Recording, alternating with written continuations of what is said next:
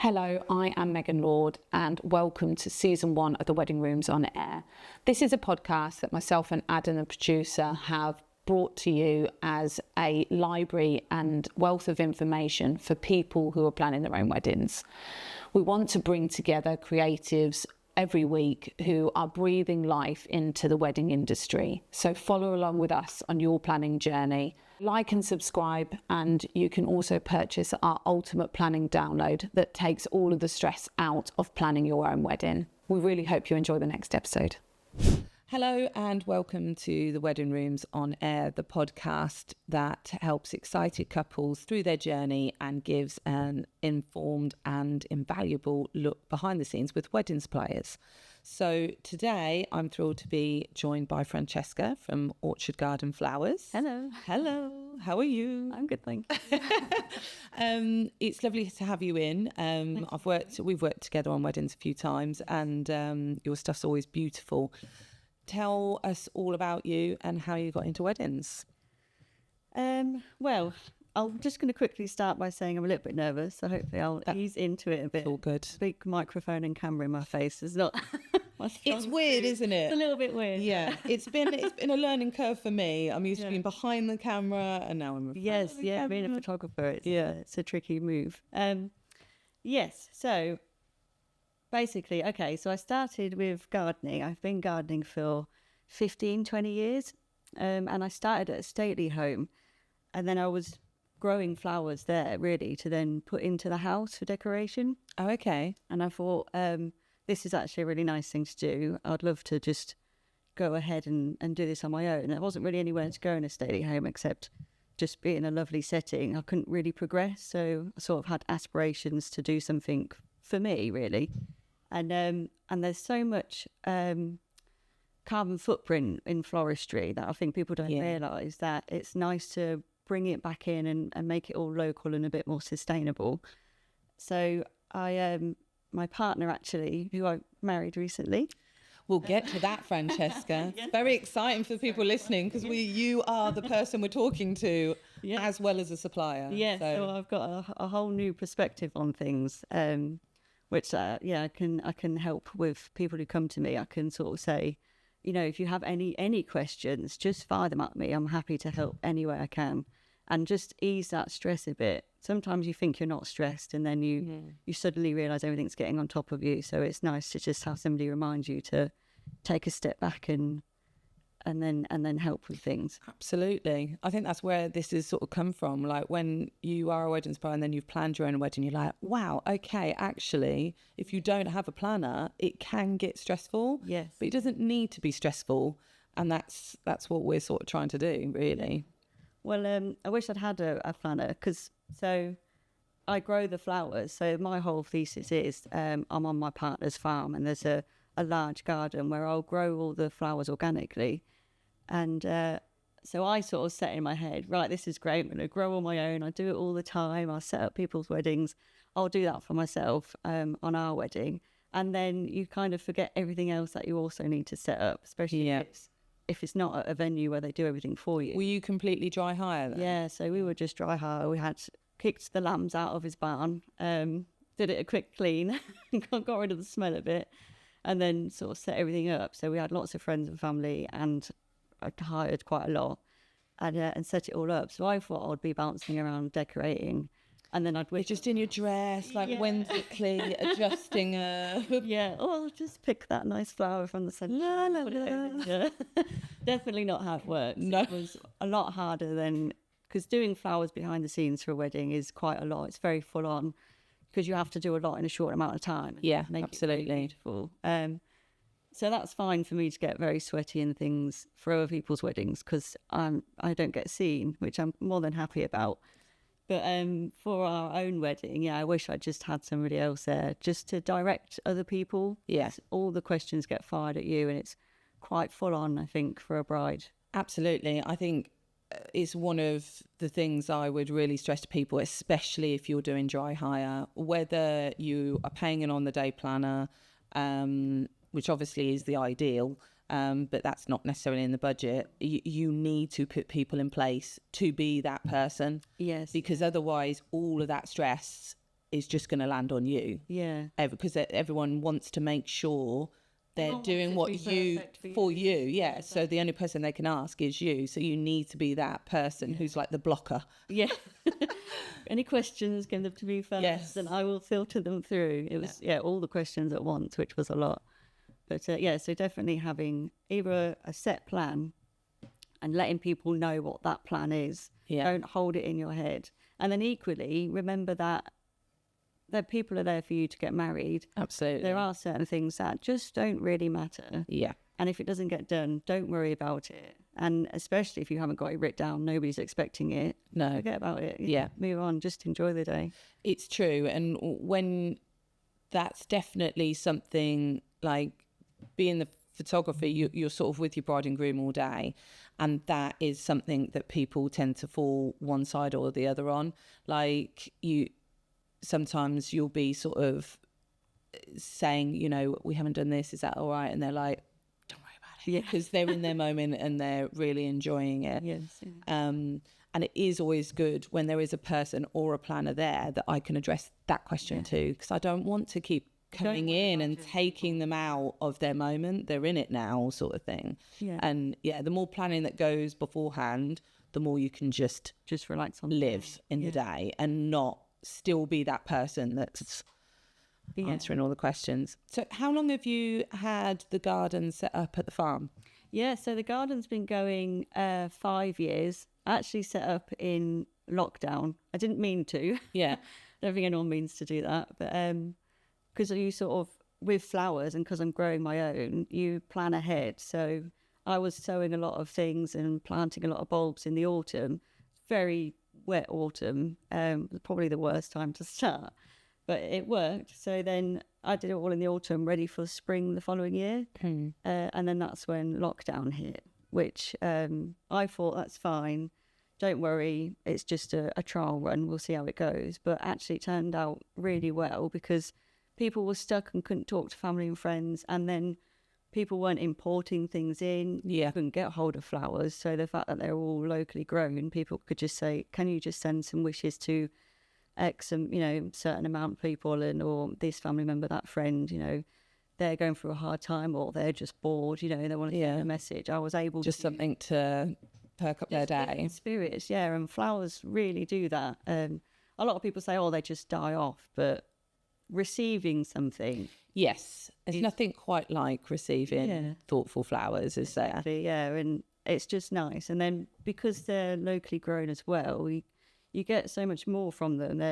You get the scent with it, which you miss with other flowers sometimes, and they're a bit more unique as well. It's not all your uniform flowers that you get from a supermarket. Say, it's all different and it's seasonal. So I don't think I've done one bouquet that's ever the same. So your flowers are your flowers, which I'll say is an extra special point when it comes to your wedding.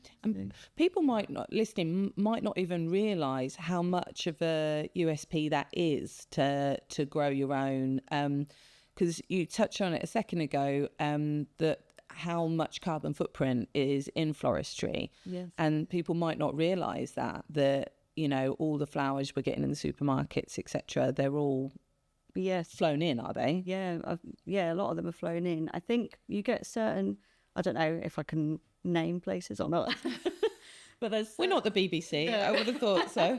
But you can, I think Waitrose for one, definitely, not all of their supply is local, but they do bring in certain ones, and it will say on the label as much as possible. Because it's one of those that you're not trying to say that it's negative, because you don't want to dismiss. There's industry going on all around us all the time, and connecting to other countries and countries working with each other is fantastic. But then equally, in this day and age, it is good to look after your carbon footprint. Yes, exactly. Just be a bit more mindful, I think. Conscious of it. No, it's there sort of thing. It's perfect, and we don't have to fix everything, but just definitely be a little bit more aware. And there's a lot of single-use plastics that come in with imported flowers as well. Yeah. And a lot of florists use floral foam and things like that, which is another plastic, which again, if what do you use? So instead of floral foam, I will, as much as I can, try to use water, just straight water if I can, clean. That's what the flowers want. With certain arrangements, it's easier to use maybe something that's going to hold the stems in a certain position. So if I can't, or it's got to go up on the side, you can't really use water then because it'll just spill everywhere. Yeah. And you don't want to get wet as well. No, but it's not ideal. No. But there are other products out there. So one thing that I use is moss. So I've got a friend who has a big field and he doesn't want moss on it, but he can't seem to get rid of it. So we work quite well together in that I will clear his moss for him and he gets a nice field, and then I get all this moss that I can use to retain water and create that. I thought that was just because we did a wedding not that long ago together and we were both setting up, and I thought that was just part of your, like, you know, There's a bit of decoration. yeah.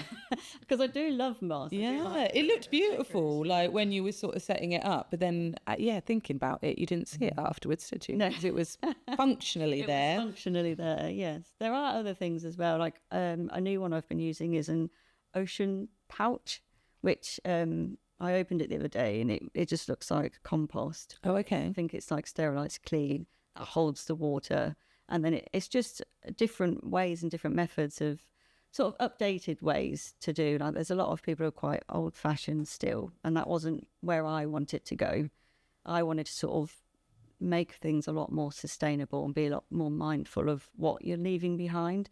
I didn't really want to leave any plastics and things like that behind. I wanted to be able to just say, you can keep that, you know, and then don't worry, once the flowers are gone, you can just compost this, or it's not going to, you're going to have lasting memories rather than a lasting imprint on the planet. So if you like to sort of think outside the box, is it exciting when you get brides and grooms who come to you and go, right, yeah, I want to do something different, I want to go a bit wild, rather than, you know, sort of bringing you images? Like, is it nice when they try and sort of spark off your imagination and let you be creative? Definitely. Like, well, floristry is an art without trying to sound a bit pretentious. It is a bit of an art. So you're creating something that's going to be visually nice. So when somebody says they want something different, it is creating that sort of, it's a little bit scary because you obviously want them to like it, and you've got to think outside the box, but challenging yourself is always a good thing, I think. And I always work with the bride and groom, and we'll go through things together, and we can suggest sort of things. Do you like this? Do you like that? And how do you do that? Do you send them images, like inspiration, almost like a personal Pinterest kind of thing? Or so I do suggest that they come to me with images of things they've seen, whether they're off my website or Pinterest. Pinterest boards are great. I think that's a great tool, just to help me see your vision. Yeah. So, and then I can mold it to you. So the more you show me, the more I get to know you, and then the better the outcome it will be from what I'll produce for you, I think, anyway. I haven't had any complaints yet. But because it's all unique, because they're all locally grown and things like that, and it's all very seasonal, everything's sort of fresh on the day. You're not 100% sure on what it's going to look like until you see it, which I think is quite exciting and quite nice. It's like a little surprise. That's that lovely moment, like when you see it. I mean, hearing you talk just then, this is like something that I have always thought, and I'm amazed that it hasn't come up yet actually in the podcast, because what you just described then, the biggest bit of advice I would give any bride and groom is spend the time finding the supplier that you like, you know, that's where you want to focus your time. Then once you've got them, trust them. Yes. Let them do their job. They are creatives. Let them be creative. If you shackle them, they're not going to be able to do as good a job for you. No. So, you know, arm them with the information, the images beforehand, do the research to find them, and then just go, here you go. Go for it. This is what I'm paying you for. Yeah, exactly. It's almost like sometimes people are paying you to be a creative, and then because they think they need to control it. Yeah. And actually, if you just can give the vision and then let them, because otherwise they can't create something unique, which is exactly what you described. Yes, yeah. If you're saying this image is what I want, recreate that. Yeah. Yeah, you're in another box with everybody else. Everybody wants to be different. That's the main thing I think people come to me and say is, makes them think, they're happy. It's nice that people come and say they're happy with whatever, but I think that's the people who realise what I do and they're happy for me to do that. Yeah, because they found you, they've done, that's the work for them, and now it's time for you to work, sort of thing. Thinking if I was a bride and groom and I'd come to you, and I loved the fact that you grew your own flowers and it's organic and you've got the farm, but I had certain requests. Well, certain flowers that were really, really important to me that don't grow in the UK or are out of season. How would that work?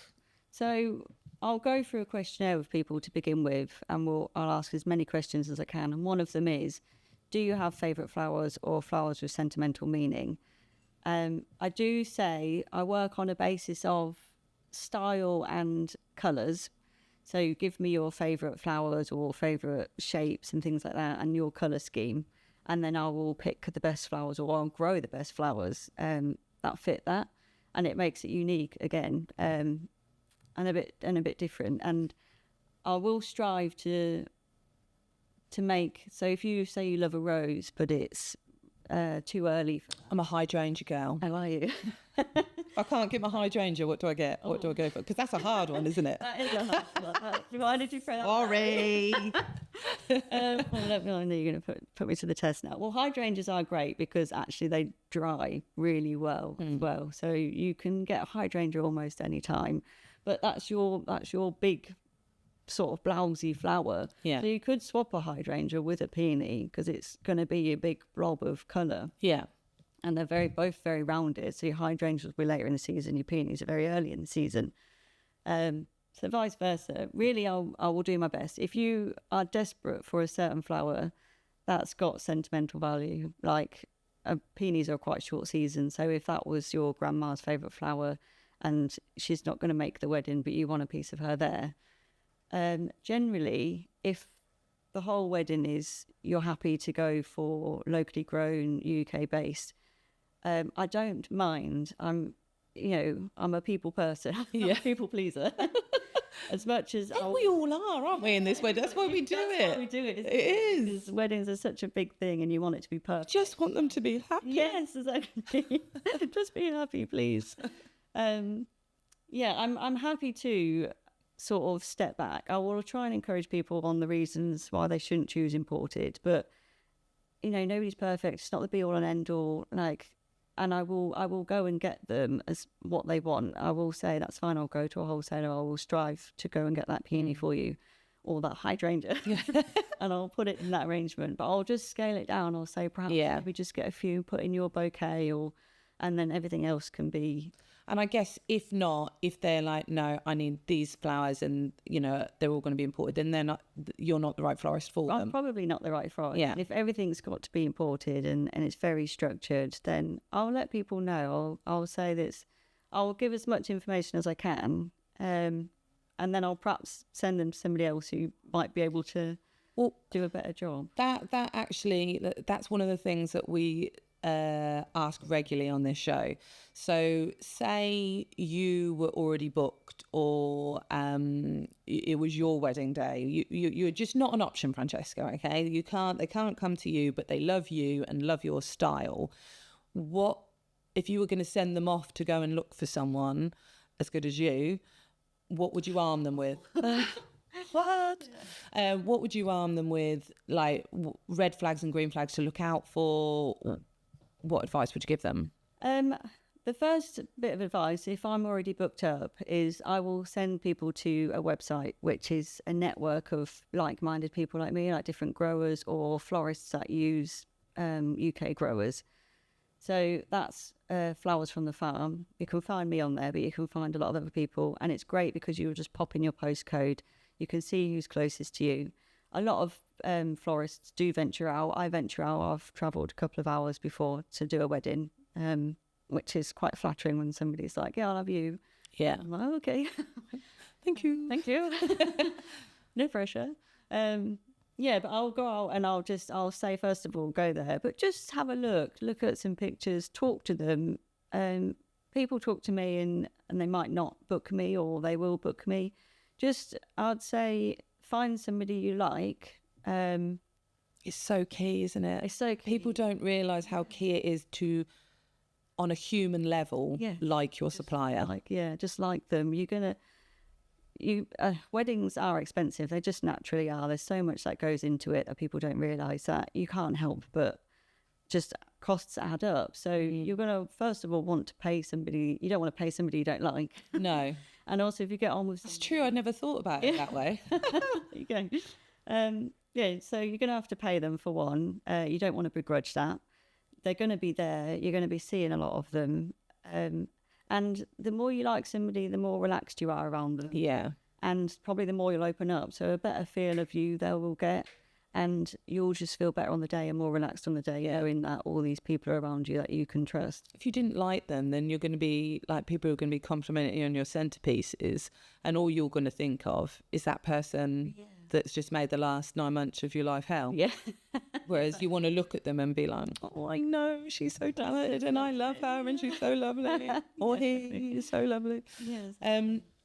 I am looking to you, our followers, to help us. We are set out on a very exciting new project, and we need your help to find a very deserving couple.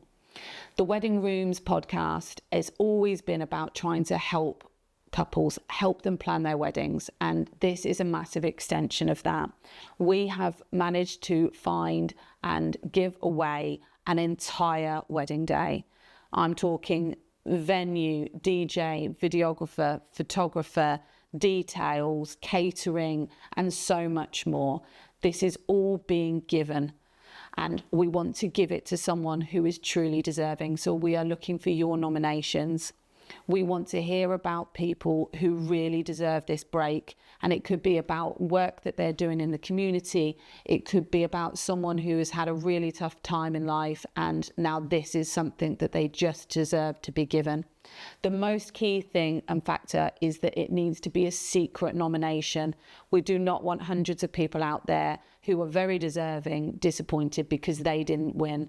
So we are looking for you to secretly nominate friends, family, colleagues, people in your life that would benefit from this massive, massive, massive gift. Send your nominations to megan@theweddingrooms.uk. All you need to include is your name, the person you're nominating, why you're nominating them, and a way for us to get in touch with you, and we will get back in touch.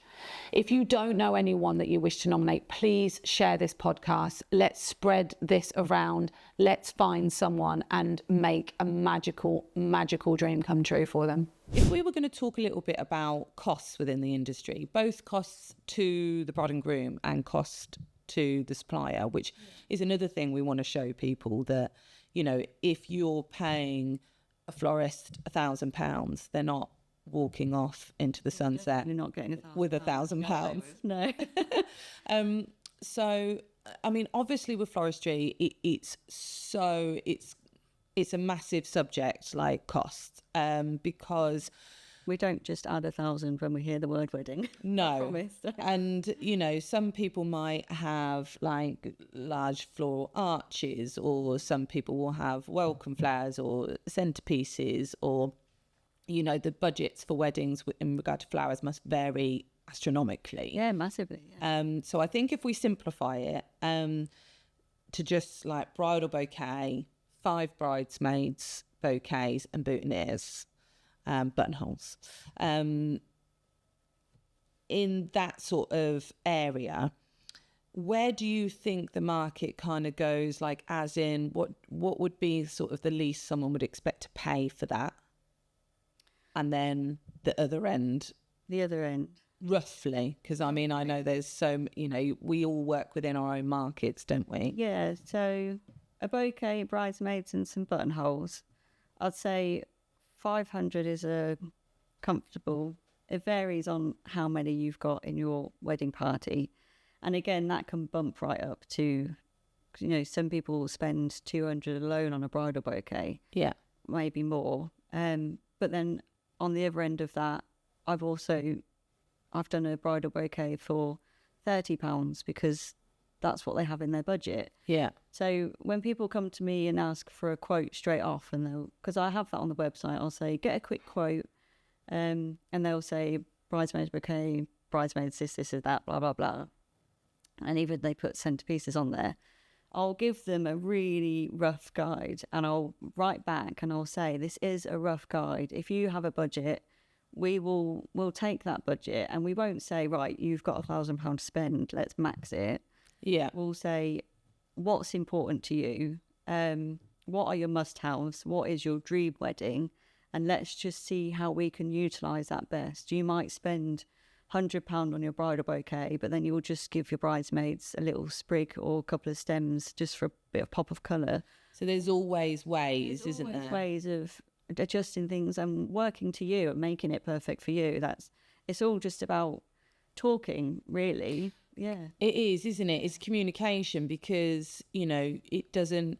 And so if the flowers, are one of the areas of the wedding that are really important to you, find the right supplier, price the dream up with them, and then it comes back to that. Now you've got this supplier that you trust, so then you can talk to them and communicate with them and say, okay, actually, I need to get that down a little bit. What bits can I alter? I'll give people a form to fill out, and I will say, tick off the essentials, and then just put everything you want. What do you want? What would you like? What's your dream wedding?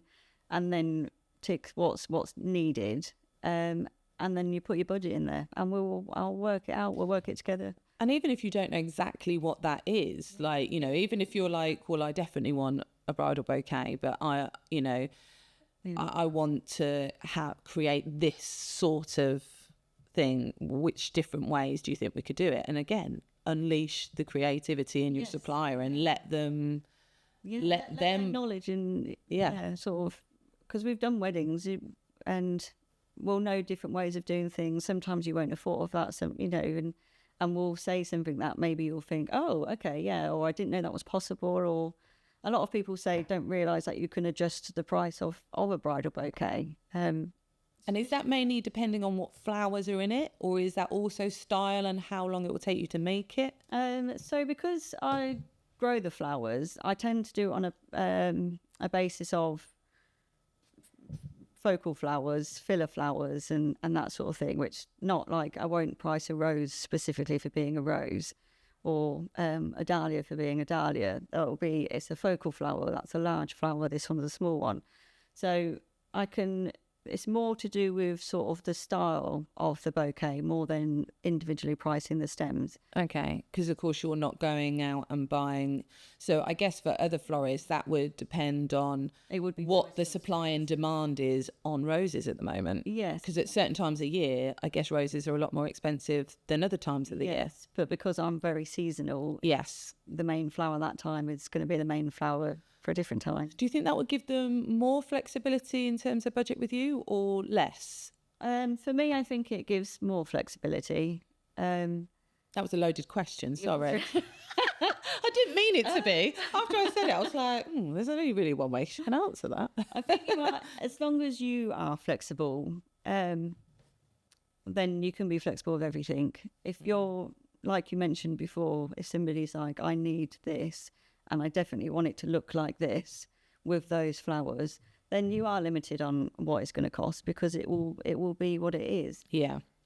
Whereas if you're a bit more like, I love these colours, I love the shapes of these flowers, then we can build on it. We can create that style, but your version of that.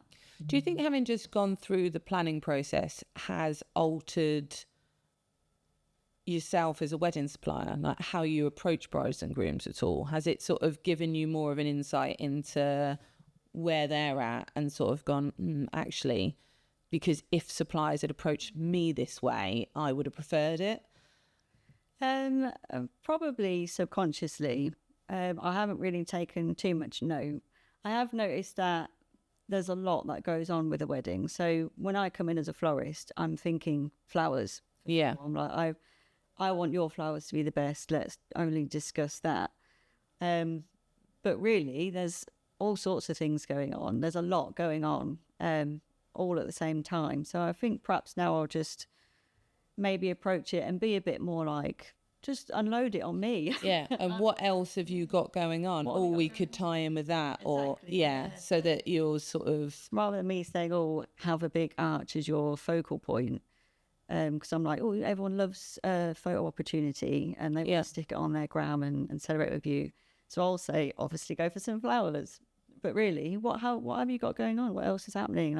Because actually then that's a really good point, because they might actually in their venue already have the focal points or things that are going to do that.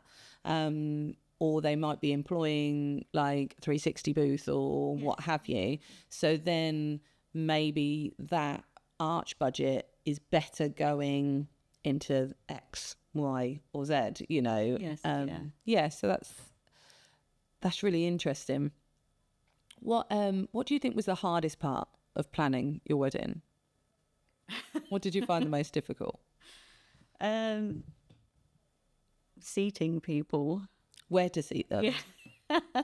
And actually on the day, because we were doing it all ourselves, that was the hardest part, when I wasn't able to just be creative with flowers because I was constantly being pulled away.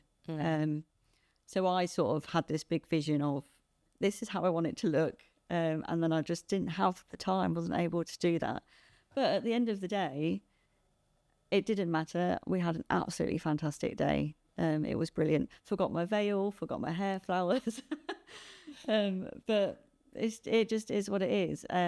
It's so true, isn't it? Yeah. If we all sat there and pinned back over our wedding, there's a million things that we would do differently, but it doesn't matter. It doesn't. It really doesn't, because you love it. And that's something I always tell brides and grooms, your day will be your day, you know. And maybe some of the things that go wrong are a little bit of the charm as well. You've just got to take it as it is and remember you're there to get married. And you're surrounded by the people you love, mostly. I mean, unless you've got that certain somebody, politics, family politics. Yeah, I always my family just put it out there. I want to hug people that have a lot of family politics on their wedding day, because it's tough. It's tough. I didn't have any, but I've worked with many brides and grooms that have, and it's really difficult for them. And it even comes down to flowers. Like if really, there's family politics in flowers. Family politics in flowers. If you fill us in, Francesca.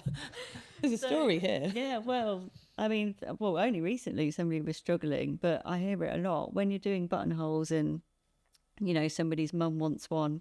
So then you're like, well, you've got to do both mums then. You're like, well, if we do both mums, have I got to do my grandma? Have I got to do step mums? This sort of thing, step parents. And it just sort of ventures out. And then they're like, where do we stop? Yeah.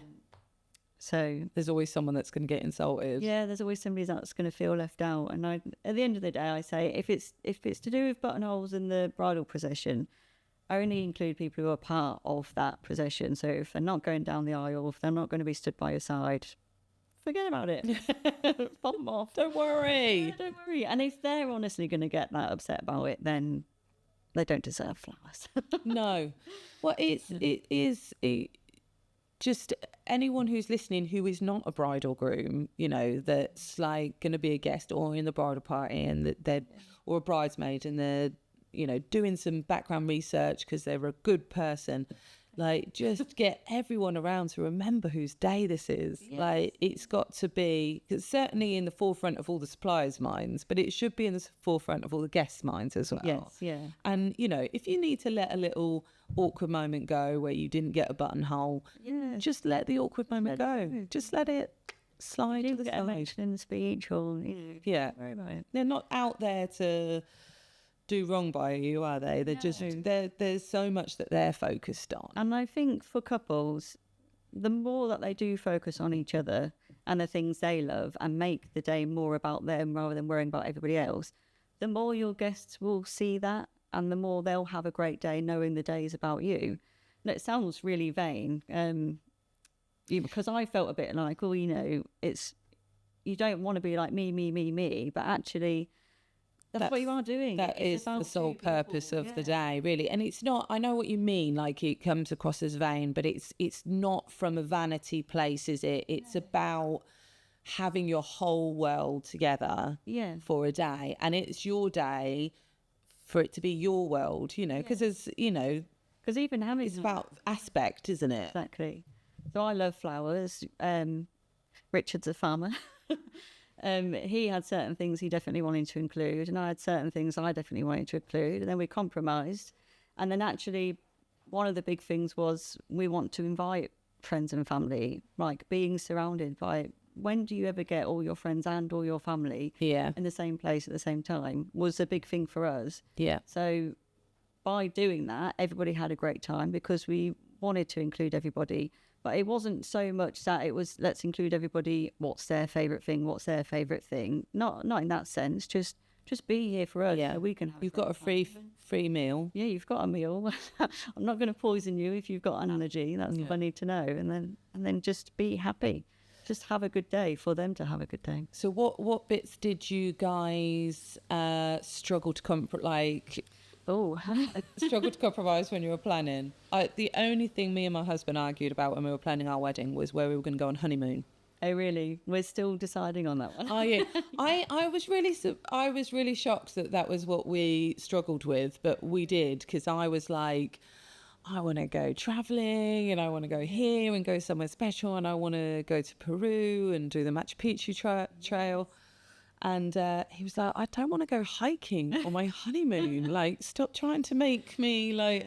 He wanted to go like more like Maldives, like relax, or like a city break and then onto a beach. So we really had to like compromise. Yeah. Where did you go in the end? We did St. Lucia in the end, Okay, because then he could have his, like, the first half of the week was bit of culture, like going to the jump up at night and going out into the villages, and we did some zip lining in the rainforest, and because it's St. Lucia, you can actually go into the villages, can't you? And Caribbean was a culture I hadn't experienced. So, and then the second bit of the week, he got his sun lounger. Yeah, got his beach. Well, it was a pool, but you know, it was close. It was fun. Bit of water, a bit of sun. There was some beach dappled in there. Yeah. You do need a bit of rest, I think, after a wedding. Yes. I don't, I'll concede that he might have been right a little. Just a touch. Do you find that flowers really follow industry trends as well? And is that something that you experience a lot with you having a sort of slightly unique style, or do you find you sort of skirt outside of the trends?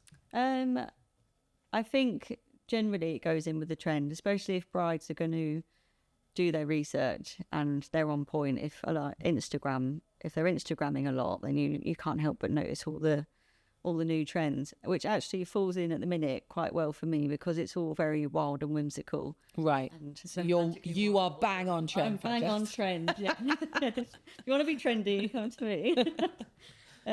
Yeah, so it works out quite well, but it's always personal preference. Even if something's trendy, doesn't mean everybody's going to love it. And people will come to you and which is why I say, come with an idea. Even if you don't have an idea, that's fine. We'll look through together and we'll discuss what options there are. But generally, if you say, these are the things I like, these are the colours I like, these are the styles I like, then we can work with that. So somebody might like something really neat and tidy, which isn't on trend at the minute. So I always get a little bit, okay, when people are like that. But it's fine, everyone's different. And even with something that's on trend, you can still make it your own. Is the stress of planning your own wedding overtaking the joy of planning your own wedding? In an ideal world, we would all have a wedding planner, but that is not always possible. So what we've done is created a digital download with an extensive set of tools packaged into an effective PDF, all in one place. You have spreadsheets, budgeting tools, trackers, pie charts, so that you can follow along the journey, see where your money is going, see what has been organised and what is still to be done, helping you with all the organisational stresses. Then you have a whole set of tips for a stress-free wedding. These have come from inside intel from industry suppliers to give you help, to give you some knowledge as you go along your journey and on the day. It also has a whole set of templates. Now, these are on a Canva, a free Canva account, so there's nothing that you need to sign up for. that as you click on the links, you can handle your stationery, your invites, your save the dates, your on the day signs. You can handle hen party games. Everything can have the colours changed, the fonts changed. You can do all of that. All the hard work has been done and laid down so that you can go ahead and get creative. And as you go through this journey, if you decide that you want that little bit more help and that little bit more support, you can pay for us at the Wedding Rooms to do all the changes for you. This is something that takes all of the pressure out of planning your own wedding and is a neat little package. As a subscriber of season 1 of the Wedding Rooms on Air, you can currently get the download for £67. So either go directly to the website www.theweddingrooms.uk/buy or click the link below to get your download today. I had someone in the other day who was saying, like, actually they really encourage brides and grooms to be wary of trends, because you might fall into a trend and then actually look back on your pictures afterwards and go, yeah, but that wasn't really me. Yeah, exactly. Yeah. Is that something that you'd like concur with, or? Yeah, so probably, because you do sometimes look back, even just generally looking, I'll look back on an outfit I wore and be like, oh goodness, what was I doing? But at the time, you're like, it's trendy. But yeah, definitely, I'll say, if somebody shows me something, I will say, what do you like about it? Okay, so to try and boil down to what aspect really of it that they're liking. Yeah, so somebody might like the wild or dried flowers is quite trendy. But I'll be like, what is it you like about the dried flowers? Is it the fluffy grass, or is it just that it's trendy, or you just like that style? Is it the, what is it about it you like? That's a really good point, and that's a really good thing for listeners to actually go armed with for their suppliers. Take your pictures and then tell them, describe what you like about that picture, because they might be looking at it and seeing. When I was going to have my tattoo done, they had I sent in a load of pictures, and the tattoo artist replied back to me and said, okay, you've sent me about 15 pictures, all of which are different styles. Yeah.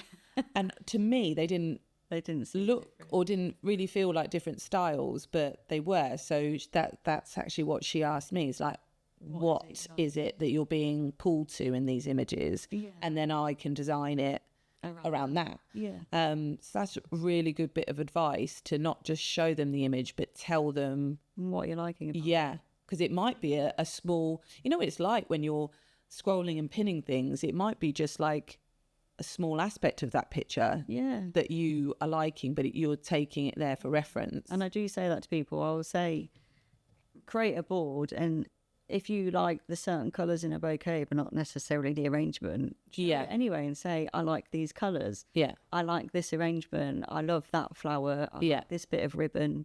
That gives you a much more deep, and then I get a lot of better understanding of them and what they like, and then I can create something great for them. What do you think that flowers within weddings has changed in the last 6 years, or are you seeing it going up in how much flowers people are having? I think it's going up, whether that's because I'm looking into it more, and that's the industry I'm in now, that all I'm looking at is wedding flowers. So perhaps before I wouldn't have really taken note, but now I just live and breathe flowers. It's all I'm looking at. So I will see the bigger side of it. But I do think generally I'm sort of seeing an increase. People are wanting to spend more on the image. Whether that's because of everything's got to be Instagrammable. And social media, and flower, how the day is set is a big part of that, isn't it? Oh, it's all about the look, isn't it? So, and then flowers are the decoration side of things. So, I think people are sort of putting a bit of a bigger budget into it. Unless that's as well, you've got to think of inflation and how things are just costing more. Anyway. Well, in terms of costings, like, can you give us a bit of an idea of some of the costs as a supplier that are behind the scenes that you are incurring? So if somebody says, "Oh, there's £1,000," like you said earlier, I don't skip away into the sunset with £1,000. Yeah. A lot of that, so one will go on the product, so will be on your flowers. There's a lot of the horribles as well. So if you're going to hire a vase or things like that, if I'm buying, say, them ocean pouches, they're going to have a cost. All the chicken wire and things that I'm going to use behind, all the string, bits like that, all the sundries, your ribbon that's going to go on them, the time it's going to take as well. So getting there, travel, setting up. There's a lot of insurances, petrols, yeah. There's a lot of other costs that isn't just your flower. Yeah. But I won't put all that out. That's why a bridal bouquet will cost more than a gift bouquet. Yeah. Your gift bouquet will be, I'll pick flowers from the garden that, one, aren't quite fully open yet, so you can enjoy them longer in the house. And there will be what's there. If I'm doing wedding flowers, I've got to grow a lot more of certain colours and certain flowers to make sure that I'm going to have enough that time of year for you. Or if I don't, then I'll buy in from other growers. So that's going to be an added cost, which a lot of the time I will take out of the profit on mine.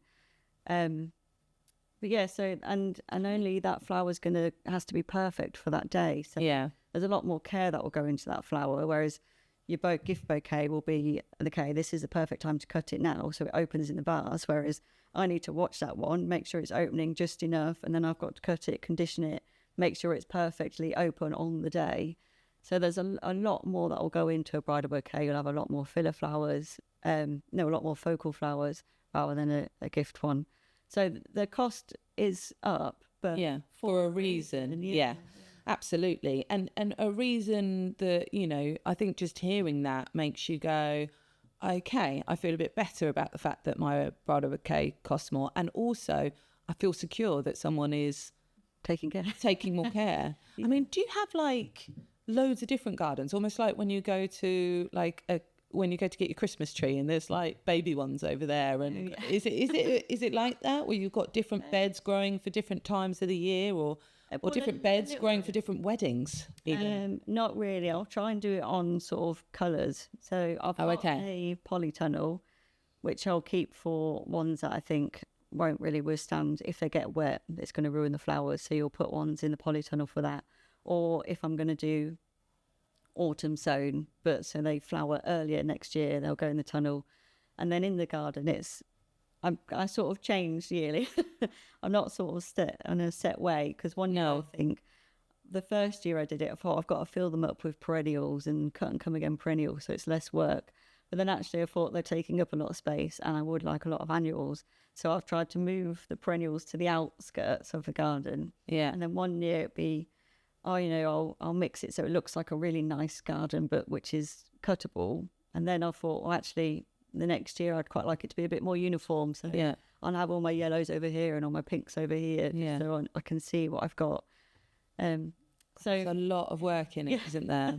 Yeah, and it's a lot of changeover because, flowers don't last forever. So doing a lot of succession growing, and which is why I say for a wedding, it's you might need 3 stems for a bouquet of a certain type of flower, but it doesn't mean I'll grow 3 stems. I'll be growing like a 60 to 100. Do you think I think there's a big uptake in the trend of faux flowers, particularly is begetting, I think, and dried flowers as well.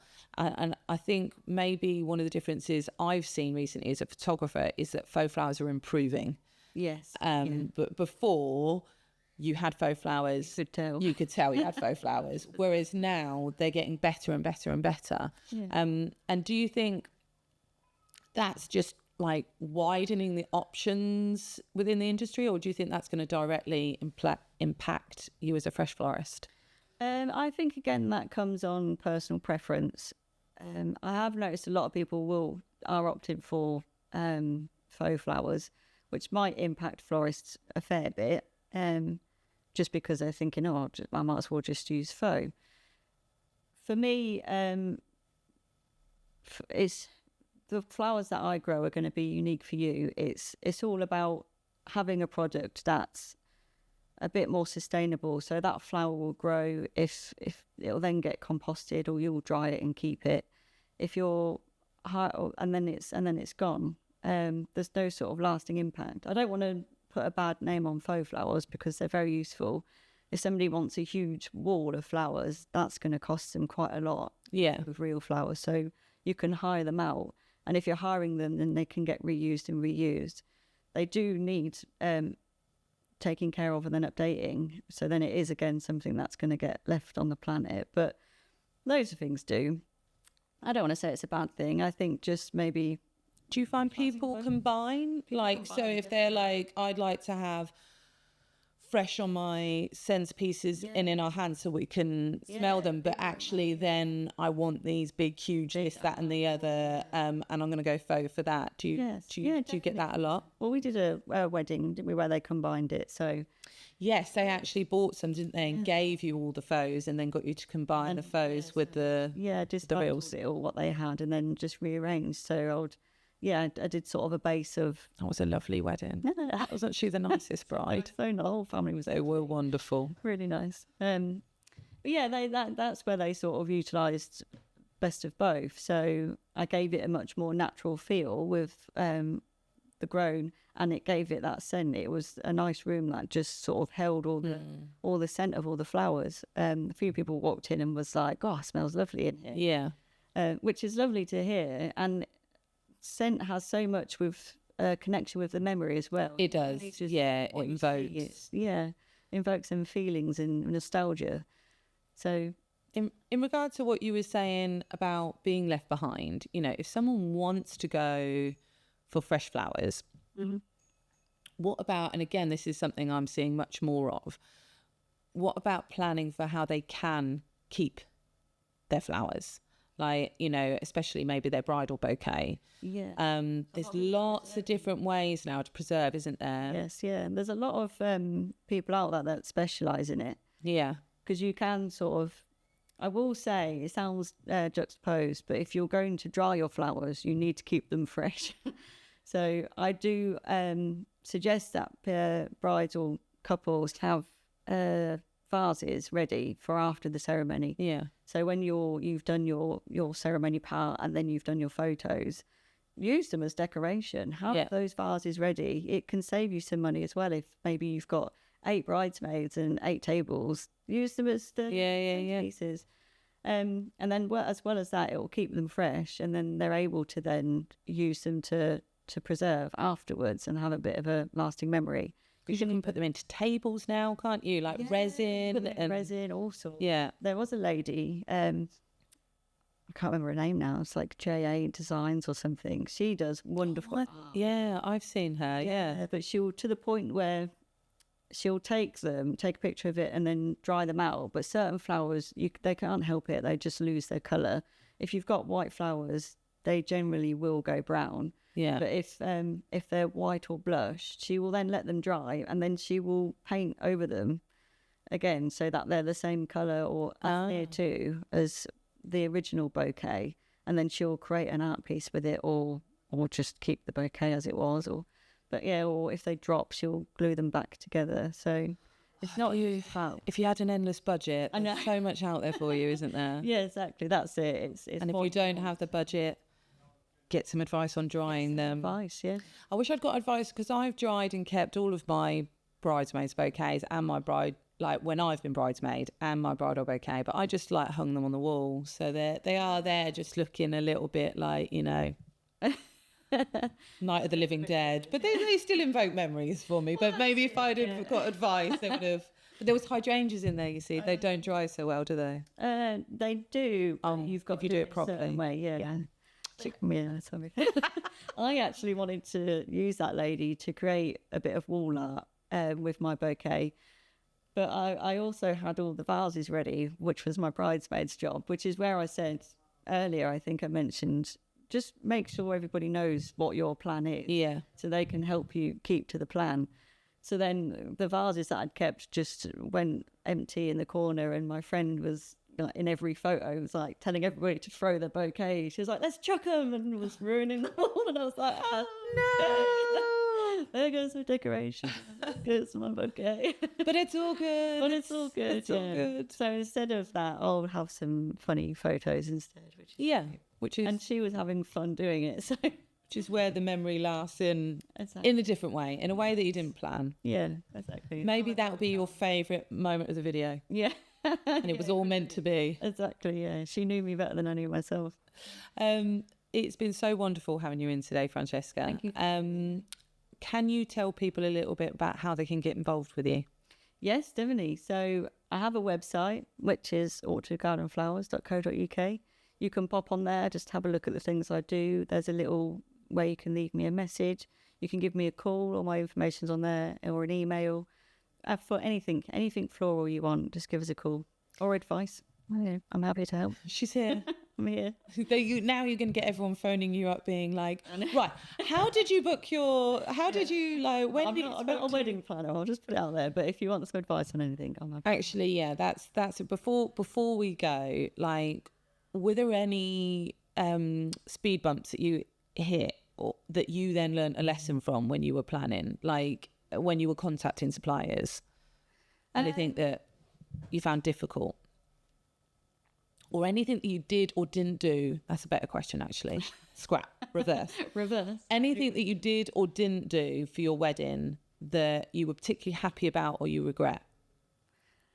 I don't think I regret anything. That's quite a strong word. And I think the day went perfectly, even with all the bumps in the road.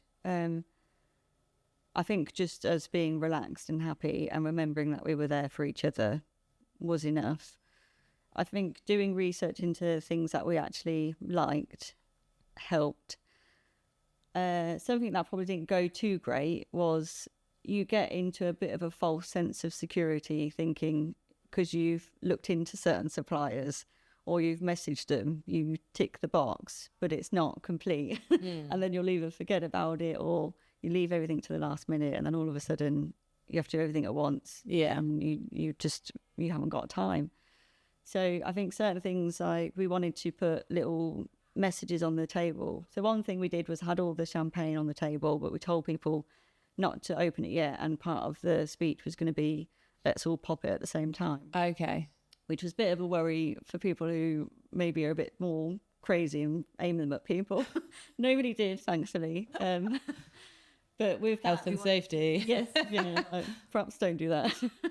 But no, it worked out really well. But the only thing was we just didn't use our time beforehand in the months before doing little things like let's print off little thank you cards for coming in. So you're not doing that. Yeah, so you're not doing it last minute. And we didn't do it in the end. I think one of my friends managed to get some little tags and was like some chalk and was like, don't pop yet. And then I'll wait for the signal. And so she was writing hundreds of them. So, only 30 because we only put them on the bottles. But yeah, just try and plan what you want and just get little things like that done earlier. Yeah. The little signs and things, you can do them and leave them. And then all the big things get left at the end. Are there any suppliers that you weren't necessarily planning to have that you're really glad that you booked? Yes. We was going to look into having a bouncy castle, and then we didn't because we thought they're quite noisy. And then if it's outside, it depends on the weather, which is never a guarantee with England. So we kind of just forgot about it a bit. And then last minute, absolutely lovely people, which I'm going to forget what they were called now. But it was a soft play. And I thought just for the babies, like there was a little ball pit, they did loads, a little tent, things like that. But actually, all of the children loved it. They all got involved, destroyed it. Yeah. Which they were really, really nice about afterwards. They were really I imagine all the kids do, don't they? And especially kids get feral at weddings. Yeah, absolutely feral, yeah. And give them the opportunity. So I would say, obviously, we were very family orientated. So we were like, bring your kids. And we have loads of families. So we've got lots of nieces and nephews of all different ages. And we've got friends who've just had babies. So we were like, we need something. We thought the kids would entertain themselves, which at a certain age you do. But actually, even like the kids of like 10 were joining in with the kids of like 2. Playing with them. Played with them. Yeah, it's nice. And they're absolutely loving the ball pit and the little bouncy things that she supplied. So I would say that was definitely worth. It was noisy because the kids were noisy. Yeah. But yeah, and it didn't take up too much space. It was like a nice little thing in the corner, which actually really helped. And because the kids were happy, parents were happy. Always the case. If you've got kids at your wedding, put something in place. Something they can entertain themselves, and then Well, congratulations. Thank you for It's so lovely to see you, my love, and I'll see you soon. Thank you everyone for joining us, and we'll see you next time on the Wedding Rooms. Thank you so much for joining us on this episode. This podcast is brought to you by myself, Megan, from the Wedding Rooms, and Adam Rust of Influence Productions. You can find out more about us in the bio or on the links below. But to sum it up, we are basically a wedding photographer and wedding videographer who enjoyed being their right-hand man and woman to their couples to such an extent that we've decided to go away and make a podcast for them. So thank you for being with us, and thank you for making us part of your journey. And we hope to see you on the next episode.